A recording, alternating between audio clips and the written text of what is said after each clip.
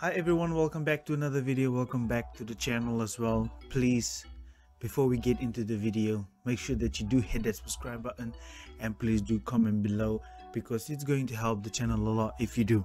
All right, and I just decided, I need to make a all that went wrong video because there was a lot wrong with our formations and the tactics and everything. So I just thought I need to share what I was thinking, and we're just gonna get right into it, not waste any time.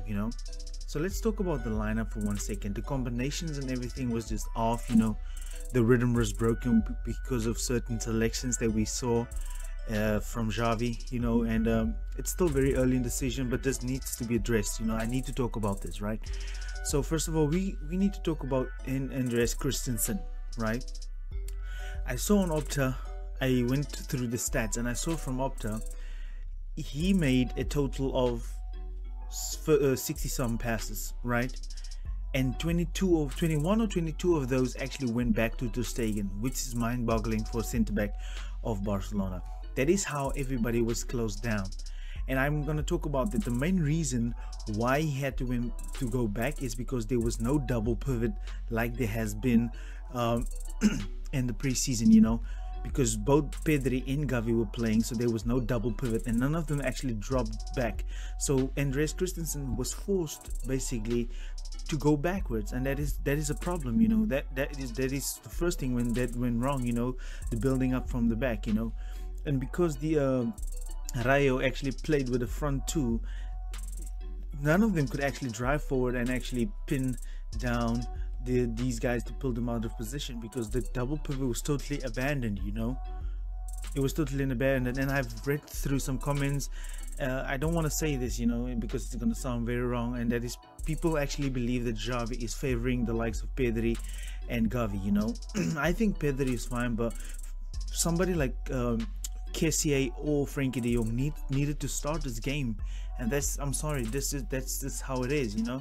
22 passes, that's more than half of the passes actually went back. Almost half of his passes actually went back to the goalkeeper, and he was forced to do it. There was no outlets, no numerical advantages, was there. And then secondly, Ronald Araujo playing at right back does not work, guys. I'm sorry.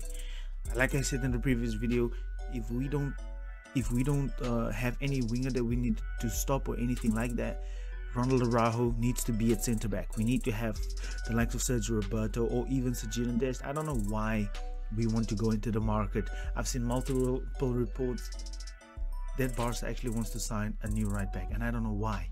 We have literally Sergio Dest. I mean, like, teach the guy how to play at right back.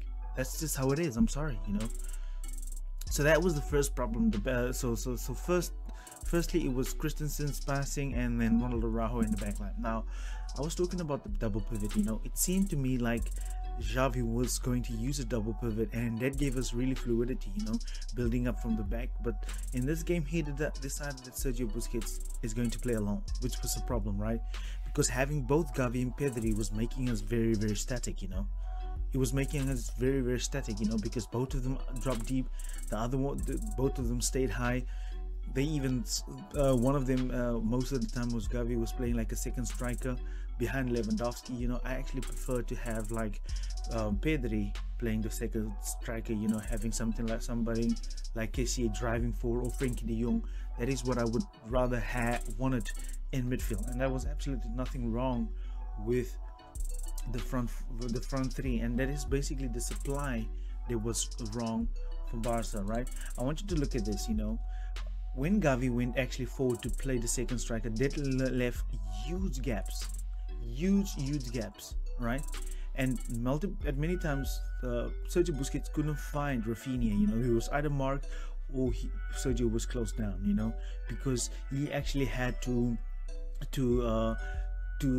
beat players, and there was nobody close to him to actually feed the ball to the right hand side. But what I want you to notice, if you want to be a possession-based team, look how many midfielders we got.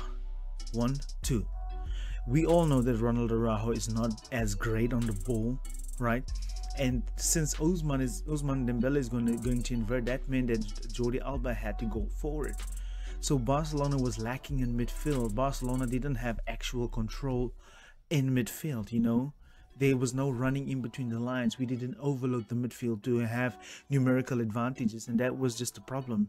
That was just the problem that has been there. And having two midfielders does not work, and having people there that's not good on the ball is not going to work either, you know. So this second striker, I don't know if Xavi is going to continue with this, you know, because I think he needs to want to overload the midfield, and the false nine is not going to work either, you know, having two strikers up there, you know, because these guys need to be linking like crazy, right?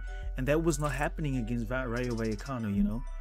And since we have Pedri on that side, Gavi much further forward, Barcelona almost played like lopsided, going down the right hand side mainly. And this is what Rayo Vallecano knew. They didn't want to mess with Ronald Araujo because they know that he's defensively solid, right? But he's lacking going forward. So Barcelona mainly played through the left hand side, and that is one of the biggest problems when you don't want to be predictable. Playing through one side is going to make you massively predictable, right?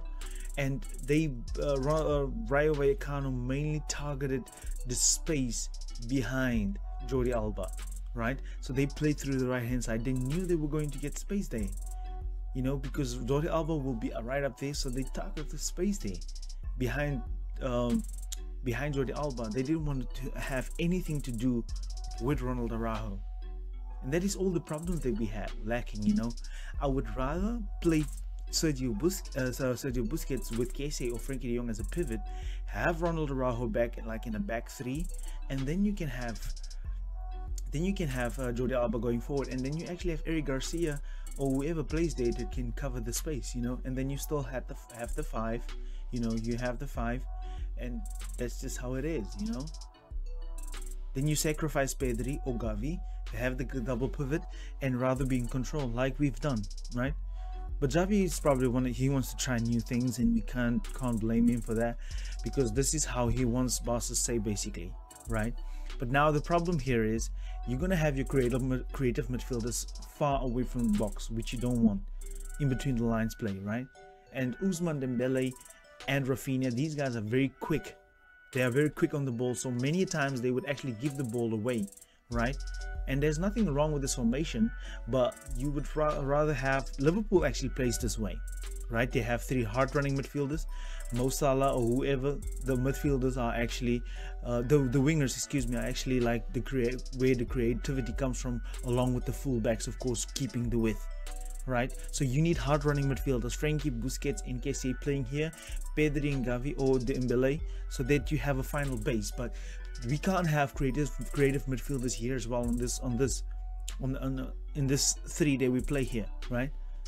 Because we are so exposed, only having two center backs back. Okay, look at the space over here, and this is what was wrong.